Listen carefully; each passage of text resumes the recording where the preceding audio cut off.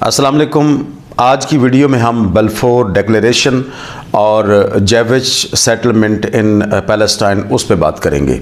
तो सबसे पहले हम चलते हैं बल्फोर डिक्लेरेशन और बताते हैं आपको कि बल्फोर डिक्लेरेशन एक्चुअली था क्या। फर्स्ट वर्ल्ड वार तकरीबन अपने आखिरी मरहल में थी और फर्स्ट वर्ल्ड वार के जितवाने में यहूदियों ने बहुत पैसा लगाया था और बरतानिया की बहुत ज़्यादा मदद की थी।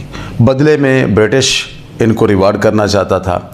लिहाजा नवंबर 2 नवंबर 1917 को British foreign secretary Arthur James Balfour ने यहूदियों की एक आज़ादी की या अलग वतन के लिए बनाई गई तंजीम के सरबराह लॉर्ड लायनल वाल्टर रथस्चाइल्ड को एक ख़त लिखा। ये ख़त तकरीबन 37 अल्फाज पर मुश्तमिल था और इस ख़त में लॉर्ड लायनल वाल्टर को यकीन दिलाया गया था कि आपके लिए एक रियासत नागुज़ीर है और हमने फ़ैसला किया है कि आपकी ये रियासत फ़लस्तीन में बनाई जाएगी। जिस वक्त ये ऐलान हुआ उस वक्त फ़लस्तीन में जो फ़लस्तीनियों की आबादी थी वो कोई 1.4 मिलियन थी, यानी 14 लाख थी। और ये आबादी जो है मुख्तलिफ कोई 1300 टाउन्स और विलेजेस पर मुश्तमिल थी।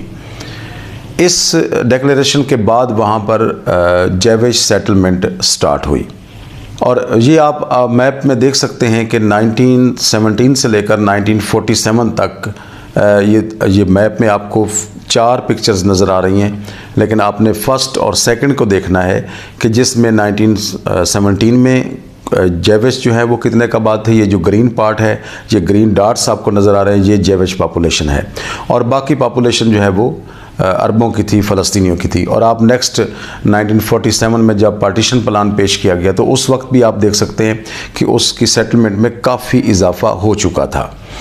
फिर इसके बाद पार्टीशन प्लान आया 1947 में, जिसमें यूएनओ ने ये रेजोल्यूशन पास किया 181, जिसके तहत जेविश को फ़लस्तीन में अपनी रियासत बनाने के हकूक़ दिए गए। इस पार्टीशन प्लान के तहत और बल्फोर जो डिक्लेरेशन है उसके तनाजुर में 14 मई 1948 को इसराइल के क़याम का ऐलान कर दिया गया। लेकिन इससे पहले कोई 1 महीना पहले एक बड़ा अहम वाक़या रूनुमा हुआ फ़लस्तीन की ज़मीन पर, जिसने मुस्तक़बिल के लिए फ़लस्तीनियों के मुक़द्दर का तयन किया और वो था 9 अप्रैल 1948 को। वो वाक़या जब यरूशलेम से कोई 5 किलोमीटर के फासले पर दीर यासीन नामी एक कस्बा था जिसमें अरबों की आबादी थी। इसमें कोई 144 घर और तकरीबन 600 अफराद पर मुश्तमिल ये कस्बा था। इसमें सारी अरबों की आबादी थी। उस पर यूरोप से आए हुए यहूदियों के एक गिरोह जिसको इरकुन कहा जाता था, उन्होंने सुबह 4:30 बजे हमला कर दिया और इस गिरोह की जो सदारत थी, इस गिरोह का जो लीडर था वो मेंशन बिगिन था। इन्होंने हमला किया। जब फ़लस्तीनी अरबों ने मुज़ाहमत की तो उन्हें यहूदियों को शिकस्त यकीनी नज़र आई। तो उस वक्त उनके कमांडर ने हुक्म दिया कि बग़ैर औरतों और बच्चों की परवाह किए इस कस्बे पर आप धावा बोल दें और इसे तबाह बर्बाद कर दें। लिहाजा उन्होंने इस कस्बे के तकरीबन 250 अफराद को मार दिया, बाकी वहाँ से भाग गए और यूँ ये पहला कब्ज़ा था जो यहूदियों ने लड़ाई के ज़रिए फ़लस्तीनी बस्तियों पर किया। उसके बाद इस मलबे को हटा दिया गया और यहाँ पर एक यहूदी बस्ती कायम की गई जिसको गैबट शाउल या कुफ्र शाउल के नाम से भी याद किया जाता है। इस मौका पर जब ये कामयाबी हासिल हुई तो इस मौका पर इस जो इरकुन गिरोह के सरबराह थे मेंशन बिगिन ने एक तारीख़ी जुमला कहा। उसने कहा कि आज की कामयाबी मुस्तक़बिल के लिए हमारे लिए एक मिसाल साबित होगी। और फिर वही हुआ कि उसके बाद उन्होंने जो 1300 बस्तियाँ फ़लस्तीनियों की थी उनको 1 बाय 1 करके इसी तरीके से तबाह बर्बाद करते गए और सैकड़ों बस्तियों को ना सिर्फ नीस्त व नाबूद किया बल्कि वहाँ पर यहूदी सेटलमेंट्स की। इस तरह यहूदियों ने अपने आप को, अपनी आबादकारी को, अपनी सेटलमेंट को एक्सटेंड किया और आहिस्ता आहिस्ता पूरे फ़लस्तीन पर वो काबिज़ हो गए। ये मेंशन बिगिन इसने बाद में एरियल शरून के साथ मिलकर लिकुड पार्टी की बुनियाद रखी। ये सियासी जमात थी जिसको नेशनल लिबरल मूवमेंट का नाम दिया जाता था।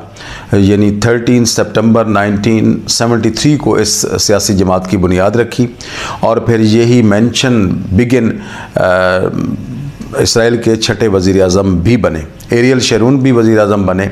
ये मैं इस कॉन्टेक्स्ट में बात कर रहा हूँ कि आज का जो वज़ीर आज़म नेतन्याहू है इसराइल का, जबकि आजकल गज़ा पर बमबारी हो रही है, इसराइल के साथ हमास की जंग है, तो आजकल जिस तरीके से वो फ़लस्तीनियों को बेरहमी के साथ मार रहा है, ये नेतन्याहू उसी मेंशन बिगिन का बेटा है। इस वाक़े के बाद इसराइल का क़याम का ऐलान कर दिया गया। उस वक्त फ़लस्तीन में टोटल फ़लस्तीनियों की जो पॉपुलेशन थी वो थी कोई 19 लाख। तो पार्टीशन प्लान के तहत फ़लस्तीन को 2 हिस्सों में तकसीम किया गया, एक गज़ा और वेस्ट बैंक, और बाकी हिस्सा यहूदियों को दे दिया गया। इस तरीके से जो फ़लस्तीनी मुसलमान थे वो गज़ा और यहाँ तक वेस्ट बैंक तक महदूद होकर रह गए। यहाँ पर टोटल जो आबाद किए गए लोग, उनकी तादाद 8 लाख थी। और इसके अलावा 7.5 लाख फ़लस्तीनियों को घरों से निकाल दिया गया। वो पनाह गुज़ीन हो गए और वो पनाह गुज़ीन कैंपों में चले गए, कुछ सीरिया के बॉर्डर पे, कुछ जॉर्डन के बॉर्डर पे, कुछ इजिप्ट के बॉर्डर पे, कुछ लेबनान के बॉर्डर पे। और फिर जब 1967 की जंग हुई और इसराइल कामयाब हुआ तो उसने इन पनाह गुज़ीनों को यहाँ से भी निकलने पर मजबूर कर दिया। और यही वजह है कि ये लोग कुछ इजिप्ट में चले गए, कुछ जॉर्डन में चले गए, कुछ सीरिया में चले गए और कुछ लेबनान में जाकर आबाद हुए। ये आपके सामने एक मैप है जिसका पहला हिस्सा मैंने आपको दिखाया था कि ये 1917 से लेकर 1947 तक है, और ये नेक्स्ट मैप है 1967 से लेकर ऑनवर्ड्स आज तक, प्रेजेंट तक। 1967 के बाद चूँकि इसराइल ज़्यादा पावरफुल हो गया, उसने जंग जीती अरबों के ख़िलाफ़, तो वो ज़्यादा एग्रेसिव हो गया और उसने मज़ीद आबादियों को कंट्रोल करना शुरू किया। और आप देख सकते हैं कि जो वेस्ट बैंक का इलाका है वहाँ पर उन्होंने फ़लस्तीनियों के आबादियों के अंदर भी यहूदियों को आबाद किया ताकि इनको मज़ीद कंट्रोल किया जा सके। आजकल हमास और इसराइल के दरमियान एक जंग चल रही है और ये गज़ा की पट्टी में हो रही है, गाज़ा और इसराइल के दरमियान हो रही है। तो ये गाज़ा की पट्टी को इसराइल ने बिल्कुल छोटे से एरिया पर महदूद कर दिया। इसकी टोटल लेंथ 41 किलोमीटर है और इसकी जो विड्थ है वो 6 to 12 किलोमीटर है, कहीं से 6 किलोमीटर है, कहीं से यानी 6 और 12 के दरमियान है। जबकि इसके जो 2 अतराफ़ हैं जिसमें आप ईस्ट है इसका और इसका जो नॉर्थ का इलाका है, वहाँ से इसराइल इसको कवर किए हुए है। ना सिर्फ इसराइल ने कवर किया हुआ बल्कि एक दीवार 7 मीटर ऊंची दीवार कायम की हुई है जिसमें सेंसर्स लगे हुए हैं, ऑटोमेटिक मशीन गन्स फिट की हुई हैं। और ये दीवार सिर्फ 7 मीटर ऊपर तक नहीं जाती बल्कि ज़मीन के अंदर भी बहुत गहराई तक है ताकि फ़लस्तीनी यहाँ पर कोई सुरंग वगैरह ना बना सकें। जबकि इसके मगरब में वेस्ट में समंदर है, मेडिटेरियन सी है, लेकिन मेडिटेरियन सी पर भी इसराइल का कंट्रोल है। ये सिर्फ 6 नॉटिकल माइल तक फ़लस्तीनी जो हैं इस समंदर को इस्तेमाल कर सकते हैं, उससे आगे जाने की इजाज़त नहीं है।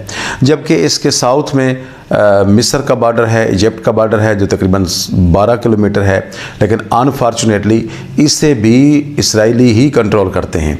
लिहाजा ये जो गाज़ा है इसको वाहिद रास्ता बैरूनी दुनिया से वो इसी रफ़ा बॉर्डर से आता है जो इजिप्ट के साथ है, लेकिन यहाँ भी इसराइलियों का कंट्रोल है, इसलिए वहाँ से जो चीज़ें अंदर आती जाती हैं उनकी सारी जो कंट्रोलिंग है वो इसराइल के हाथ में है। जिस तरफ से इसराइल का एरिया है यानी उसके ईस्ट और नॉर्थ में, वहाँ ना सिर्फ उन्होंने दीवार खड़ी की हुई बल्कि उसको एक 3 किलोमीटर की चौड़ी पट्टी भी बनाया हुआ जिसको नो गो एरिया या बफर जोन भी कहा जाता है। तो ये वो इलाका है जिसमें ना इसराइली जाते हैं और ना ही पैलेस्टीनियंस आ सकते हैं। इस तरीके से पूरे गज़ा को उन्होंने एक ओपन एयर जेल बना के रखा हुआ है। और ये इंटरेस्टिंग बात ये है कि आपको हैरत होगी ये सुनकर कि इन फ़लस्तीनियों को जो गज़ा में रहते हैं इनको इस तरीके से पाबंदियों का सामना है कि इतनी पाबंदियां आपको जेल में नहीं मिलेंगी। जेल में रहने वालों को इससे ज़्यादा सहूलतें हासिल होती हैं जितनी कि इन फ़लस्तीनियों को गाज़ा में रहने वालों को दी गई हैं। मैं आपको थोड़ी सी लिस्ट बताता हूँ कि गाज़ा के जो रहने वाले लोग हैं उनको इसराइल कौन कौन सी चीज़ें बिल्कुल जाने ही नहीं देता वहाँ पर। लिस्ट तो बहुत लंबी है, लेकिन मैं चंद एक बड़ी जो इम्पोर्टेंट चीज़ें हैं मैं आपके सामने शेयर करता हूँ। ये लिस्ट मेरे सामने है।